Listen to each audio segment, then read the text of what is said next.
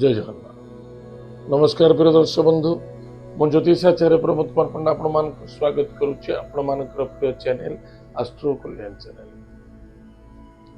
प्रिय दर्शक बंधु, जो व्यक्ति मानक चैनल को देखुचंती सब्सक्राइब करिनांती सब्सक्राइब करंतु, लाइक करंतु, अधिक शेयर करंतु। एबे आसंतु जानिमा आज दिन सुंदर टिप्स टी। प्रिय दर्शक बंधु, आज आमे सुंदर टिप्स टी जानिमा वास्तु रिलेटेड। मन रखी तांतु केबे भी आपण गृह निर्माण करूचंते बा नूतन गृह रे किछि फर्निचर तैयारी करूचंते, प्रारंभ करूचंते बा गृह निर्माण करूचंते, अन्यथा शुभ दौचंते, शुभ समय शुभ दिन निर्णय कर बहुत आवश्यकता अछि। जे न मानुचे नहीं और जे मानुचे से सुखी रहिबो। जे न मानुचे से आज सुखी अच्छे काली सकाळ दुखी हो, ताहले निश्चित रूप से धर्म अच्छी, ईश्वर भी अच्छन्ति, सृष्टि ईश्वर द्वारा ही मनुष्य नाम मात्रे बहुत लोक अच्छन्ति, अभिमानी अच्छन्ति एवं ईगो वाला अच्छन्ति जे कहती मु कौन भी दिन कौन कार्य कर असुविधा है बहुत लोक अच्छन्ति मानती नहीं। देखिए से व्यक्ति 200 वर्ष बंचिबा बा 100 वर्ष बंचिबा बा से व्यक्ति सबुदिन किसी सुख आनंद रही ना। आ जो व्यक्ति माने सी कौन 200 वर्ष बंचे ना 100 वर्ष बंची ना सबुदिन सुखे अच्छी ना, ताहले निश्चित रूप से किसी न किसी कारण अच्छी। जदि ईश्वर स्थान आम ईश्वर बासगृह आमको बास देते आप चिंता कले थोड़े मुझे भेरी सिंपल जिनस कहि, जदि कौन व्यक्ति को घर नहीं घर भड़ा नहीं रोचे आम ताहले घर को आम भड़ा दौचे घरे रोचे ताबली मन इच्छा धूमधाम करवा तोड़फोड़ कर भांगा माने घर भड़ा दौच मो मन इच्छा चलवा यहीपर केवे नाई। आदि करती घर भड़ा देवे पैसा भरवे हुए माड़ खाइबे पुलिस मैटर केस हम सब एमती घटना घट अघटन घटो ना नहीं घटो। ताहले ये जो भूलोक ये भूलोक ओनर के देवदेव महादेव धरित्री माँ लक्ष्मी धरित्री को कष्ट दौचंती बा कौनसी नूतन कार्य करुचंती बा कौनसी प्रभु सृष्टि करिथिबा जिनस उपरे प्रतिरोध प्रतिबंधक एवं कष्टदायक कार्य करुचंती निश्चित रूप से प्रभु को सेवा करंतु। शुभ मुहूर्त शुभ समय शुभ काल को फॉलो करने अत्यंत आवश्यकता है।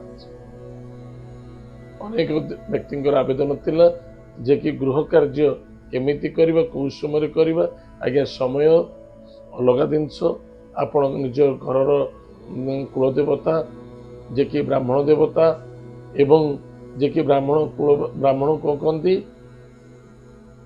पुरोहित पुरर हित कामना करते सी केबे अहित करेंगे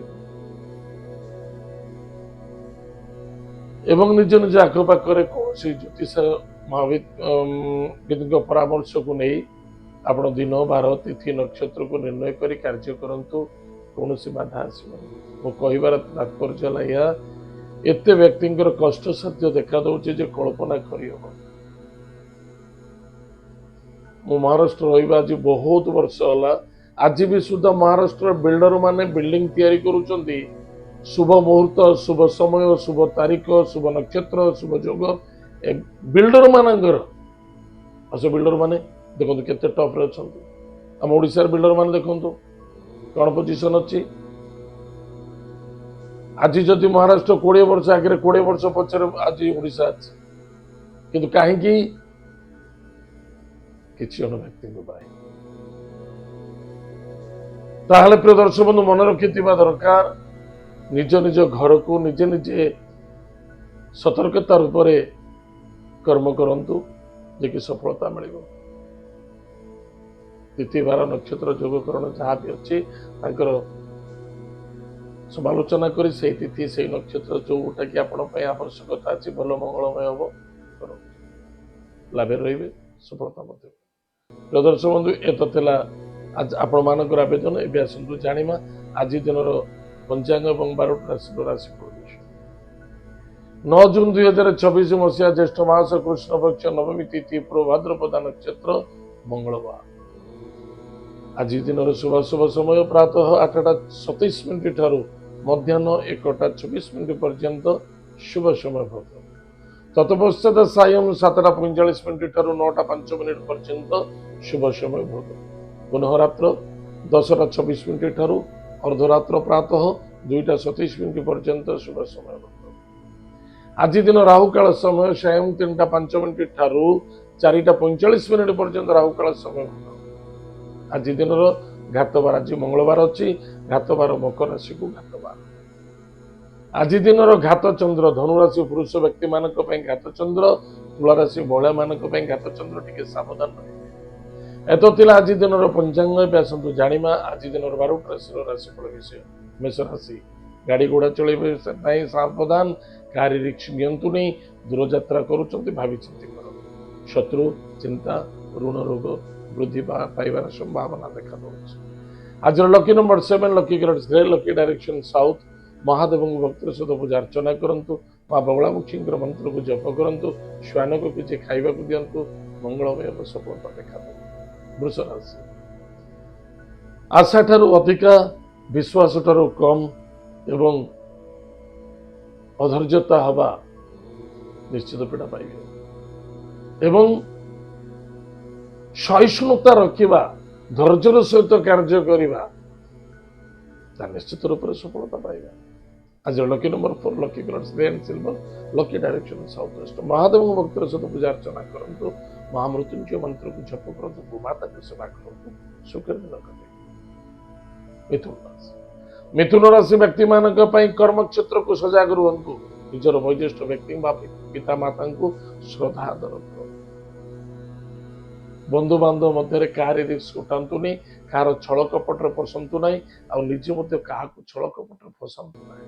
ଆଜିର lucky number 3, lucky colour yellow, lucky direction north east. ବିଷ୍ଣୁଙ୍କୁ ପୂଜା ଅର୍ଚ୍ଚନା କରନ୍ତୁ, ସୁଖରେ ଦିନ କଟିବ। କର୍କଟ ରାଶି, କର୍କଟ ରାଶି ବ୍ୟକ୍ତିମାନଙ୍କ ପାଇଁ କାହା କଥାରେ ପଡି ଜଲ୍ଦବାଜୁ ହୋଇ ଡିସିସନ ନିଅନ୍ତୁ ନାହିଁ ଏବଂ ଆଶାବାଦୀ ହେବା ମଧ୍ୟ ଠିକ ନୁହେଁ।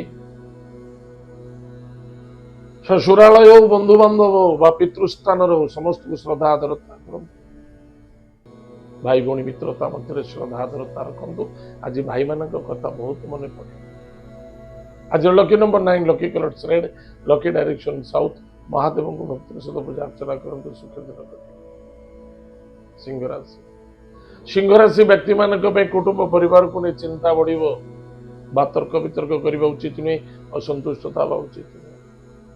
ସ୍ୱାସ୍ଥ୍ୟ ପ୍ରତି ଧ୍ୟାନ ଦିଅନ୍ତୁ, ସ୍ୱାସ୍ଥ୍ୟ ହିଁ ସମ୍ପଦ, କ୍ରୋଧ ନୁହେଁ।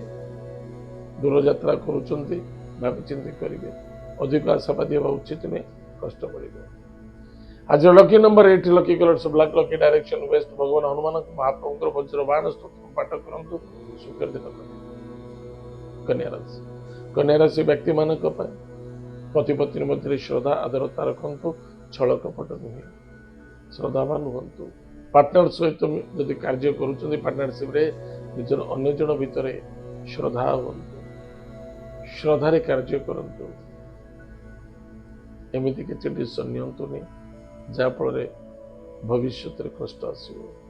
ଆଜିର lucky number 3, lucky colour yellow, lucky direction north east. ବିଷ୍ଣୁଙ୍କୁ ପୂଜା ଅର୍ଚ୍ଚନା କରନ୍ତୁ, କୌଣସି ନିଶା ଦ୍ରବ୍ୟ ସେବନ କରନ୍ତୁନି, ମିଥ୍ୟାର ସାହାରା ନିଅନ୍ତୁନି, ସୁଖର ଦିନ କଟିବ। ତୁଳାରାଶି, ତୁଳାରାଶି ବ୍ୟକ୍ତିମାନଙ୍କ ପାଇଁ ଖର୍ଚ୍ଚ ବଢିବ, ଅନନେସେସାରୀ ଖର୍ଚ୍ଚ ଦେଖାଦେବ, ଟିକେ ସାବଧାନ ରହିବେ। ଗାଡି ଘୋଡା ଚଳେଇବା ପାଇଁ ସାବଧାନ, ଯାତାୟାତ ସମୟରେ ଟିକେ ସାବଧାନ ରହିବେ। ଗୋଡ କୋଉଠି ଖସିଯିବ, ଦେହ ହାତ ମାଡ ହେଇଯିବ, ହସ୍ପିଟାଲରେ ଖର୍ଚ୍ଚ ହେବାର ସମ୍ଭାବନା ଦେଖାଦେଉଛି। ଶତ୍ରୁ ମଧ୍ୟ ବୃଦ୍ଧି ହେବାର ସମ୍ଭାବନା ଦେଖାଦେଉଛି। ଆଜିର lucky number 4, lucky colours grey, lucky direction south west. ମହାମୃତ୍ୟୁଞ୍ଜୟ ମନ୍ତ୍ରକୁ ଜପ କରନ୍ତୁ ଏବଂ ଗୁରୁଜନ ବ୍ୟକ୍ତିଙ୍କୁ ଠାରୁ ଆଶୀର୍ବାଦ ଗ୍ରହଣ କରନ୍ତୁ ସୁଖ ଦିନ। ବିଚାରାଶୀ ବ୍ୟକ୍ତିମାନଙ୍କ ପାଇଁ ଇଗୋକୁ ସମ୍ପୂର୍ଣ୍ଣତା ତ୍ୟାଗ କରନ୍ତୁ। ମୁଁ ଇଗୋକୁ ଯଦି ତ୍ୟାଗ ନ କରିବେ ସେ ପର୍ଯ୍ୟନ୍ତ କଷ୍ଟ ପାଇବେ। ଆପଣଙ୍କ ପାଖରେ ଯେତେ ବି ଜ୍ଞାନ ଥାଉ, ଯେତେ ଉଚ୍ଚ କୋଟରେ ଥିଲେ ବି ସୁଦ୍ଧା ସାମୂହିକ ସମାଲୋଚନା କରିବା, ଶ୍ରଦ୍ଧାବାନ ହେବା ଏବଂ ସତମାର୍ଗୀ ହେବା ବହୁତ ଆବଶ୍ୟକତା ଅଛି।